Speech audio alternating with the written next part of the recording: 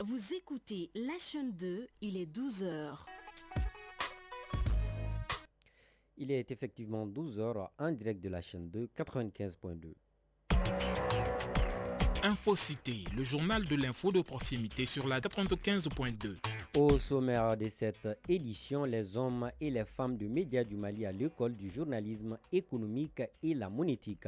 Organisée par Salsa Consulting et la Banque de développement du Mali BDMSA, cette séance de formation a pour objectif de mieux outiller les participants sur le journalisme d'affaires et ses spécificités.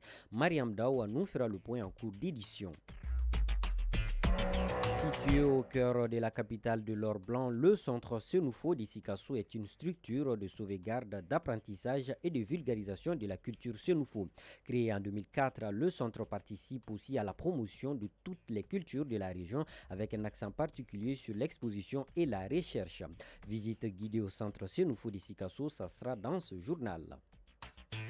Et comme l'actualité internationale ne cesse d'évoluer, ensemble prenons le temps de mieux comprendre le monde qui nous entoure. C'est pourquoi je vous propose de suivre notre indispensable tour d'horizon de l'actualité internationale qui sera développé en direct dans ce studio par Khadija Traoré. Voilà, vous avez le sommaire, tout de suite place à l'essentiel.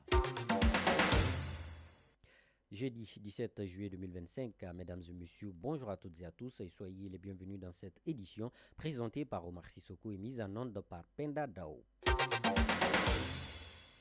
Les résultats de l'examen du diplôme d'études fondamentales d'EF session de juin 2025 viennent d'être publiés. Au total, 317 573 candidats ont pris part à cet examen d'envergure selon les chiffres officiels du ministère de l'Éducation nationale.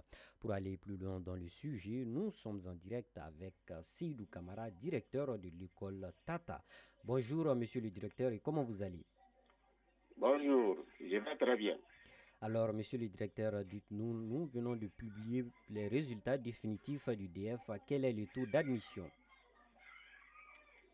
Alors, ce que je vais dire, c'est que ce résultat m'a ravi.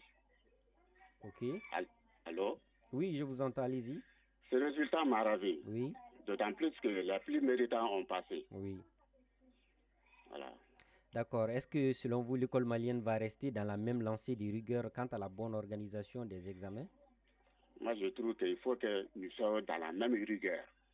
D'accord. Il faut être rigoureux. D'accord. Parce qu'aucun pays, n'est-ce pas, ne se développe, n'est-ce pas, sans l'éducation. D'accord. Donc, quand on prend aujourd'hui, n'est-ce pas, cette rigueur, alors ça va, n'est-ce pas, pour le développement du pays. D'accord. Alors, rapidement, pour terminer, quel est votre appel à l'endroit des parents d'élèves pour une école plus performante?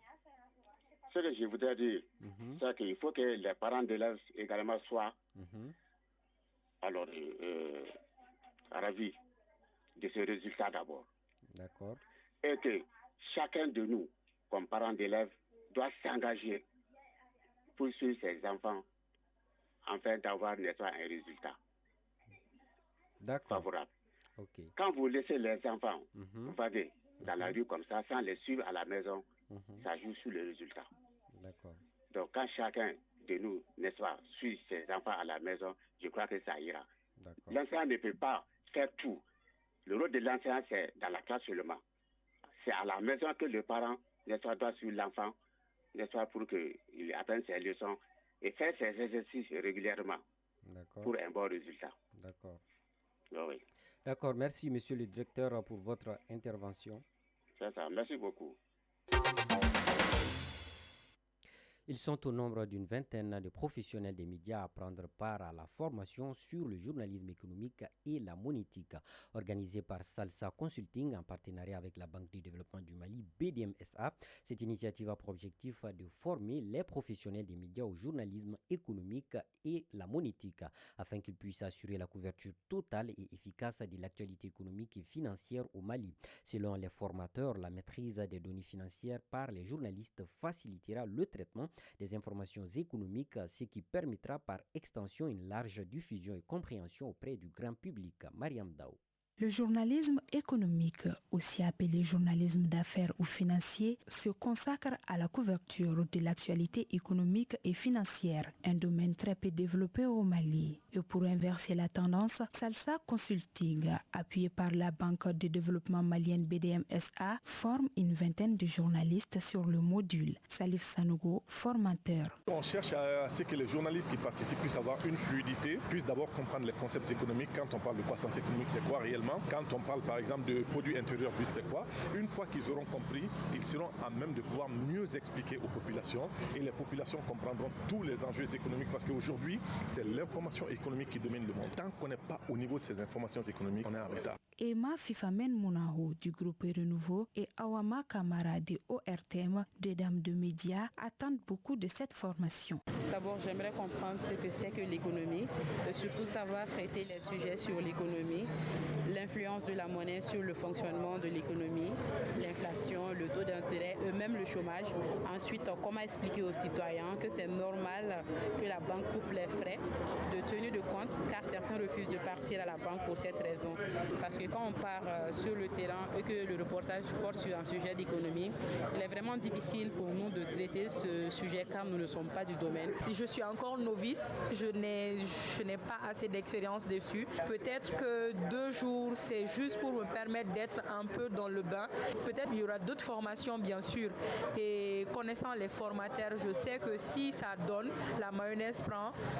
Avec le temps, on pourra mieux apprendre. Pendant 2 jours, les participants doivent maîtriser un ensemble de connaissances et de compétences spécifiques et relatives au journalisme économique et à la monétique, un domaine en constante évolution où la technologie et la finance se rencontrent pour transformer nos modes de paiement.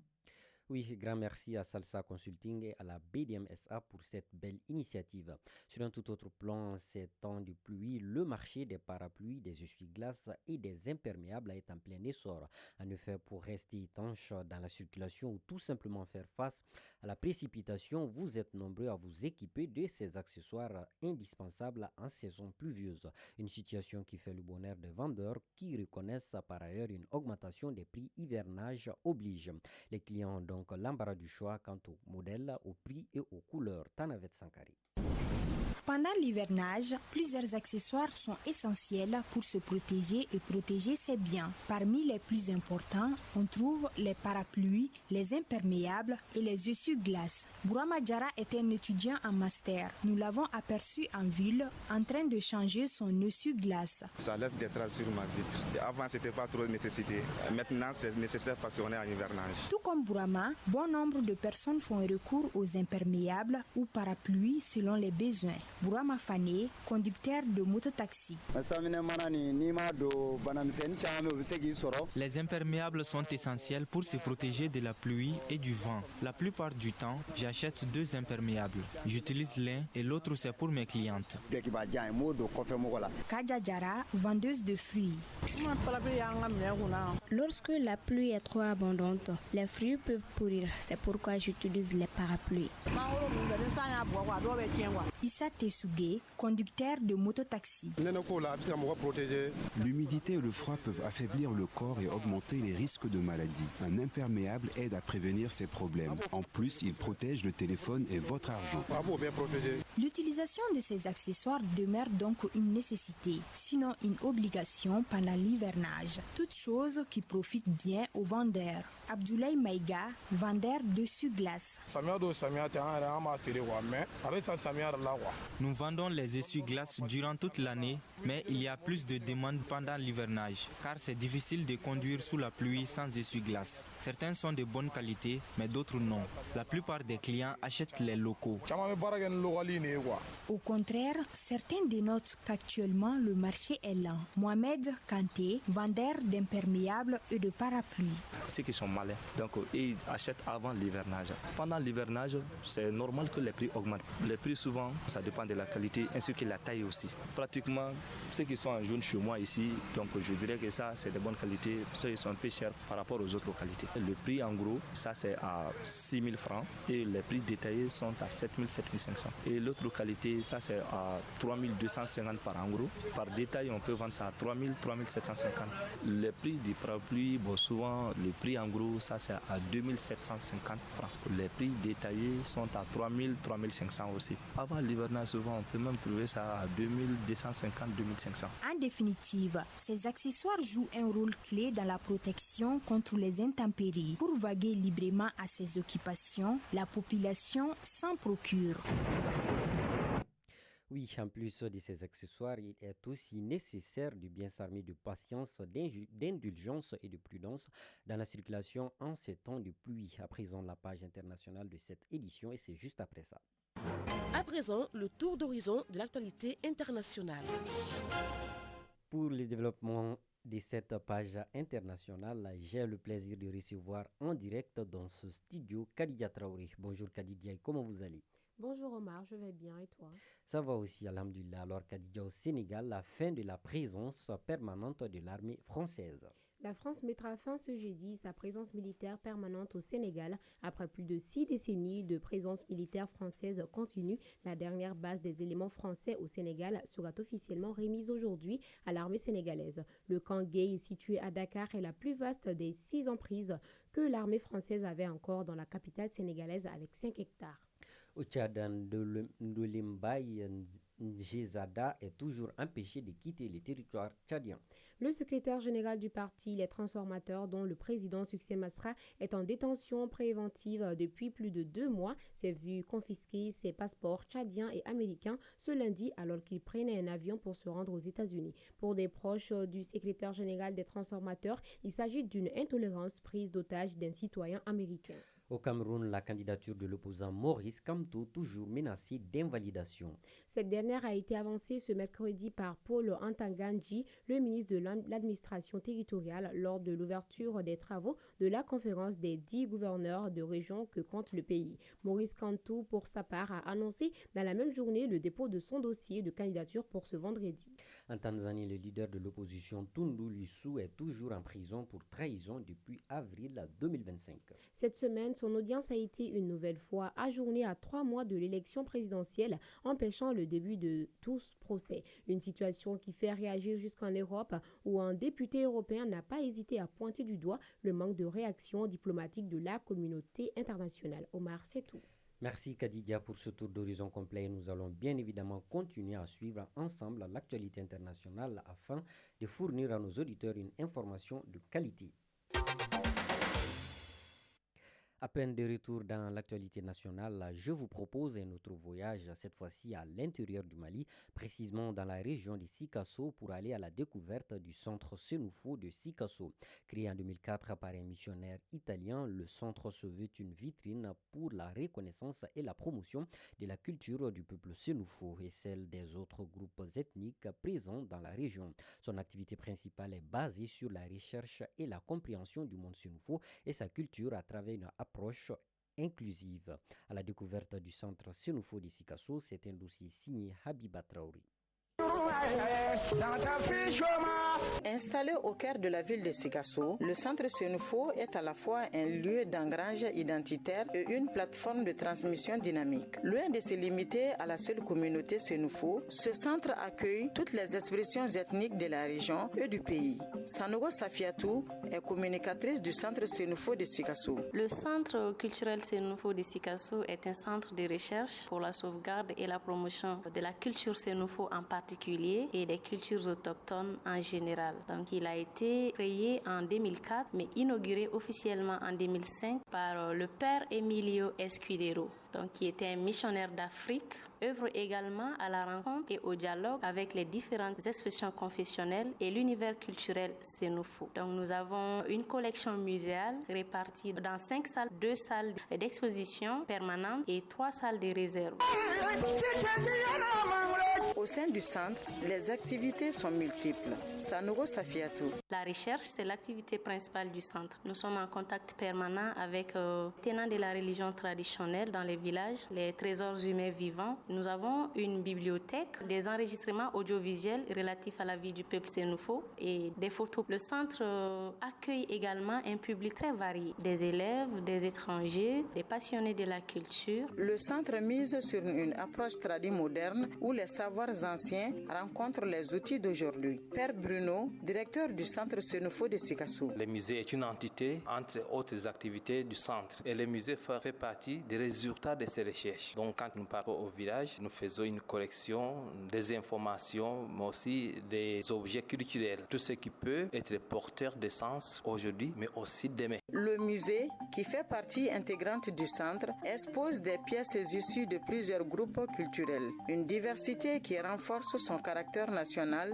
et inclusif. Nous avons des parents qui ont le devoir de transmettre des savoirs et savoir-faire, mais qui, par contre, n'ont pas grand-chose à transmettre parce qu'eux-mêmes n'ont pas pris le temps d'apprendre. Malgré son importance, le centre reste encore peu connu du grand public. Une situation que ses responsables espèrent inverser grâce à une stratégie de communication renouvelée et à l'appui des partenaires culturels. Père Bruno, directeur du centre Sénoufo de Sikasso. Toute personne, toute structure qui essaie de faire ce travail, seuls nous ne pouvons pas le faire. Ici, c'est une structure privée. Donc, ce sont des efforts personnalisés, privés, qui font qu'on arrive à tenir, mais difficilement. Mais s'il y avait des appuis des uns des autres, de la population locale, même du gouvernement, mais ce que nous faisons quand même ne relève pas, en tout cas, de la vie privée, l'éducation des enfants.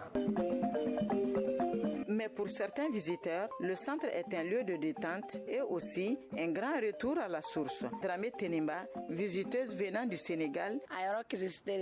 Je viens du Sénégal. Ma curiosité m'a conduite jusqu'à ce centre et j'y ai découvert une richesse inestimable d'objets traditionnels, notamment des jeux. Sanogo Moussa, habitant à Sikasso. Je suis venu visiter le centre et y prendre des photos car on y retrouve de nombreux objets traditionnels. C'est un lieu où l'on vient renouer avec nos racines. À l'heure où les sociétés africaines sont confrontées à la perte de repères culturels, le centre Sénoufo de Sikasso apparaît comme un modèle de transmission vivante et inclusive.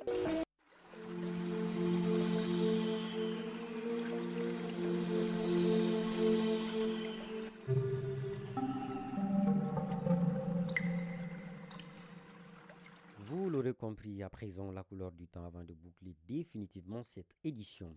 Actuellement sur Bamako et environ, le thermomètre affiche 32 degrés Celsius. Le ciel sera nuageux avec une température maximale attendue de 33 degrés Celsius. Ce soir, la température minimale sera de 22 degrés Celsius avec 66% de risque de précipitation. Et enfin, quant au soleil, il se couchera à 19h02.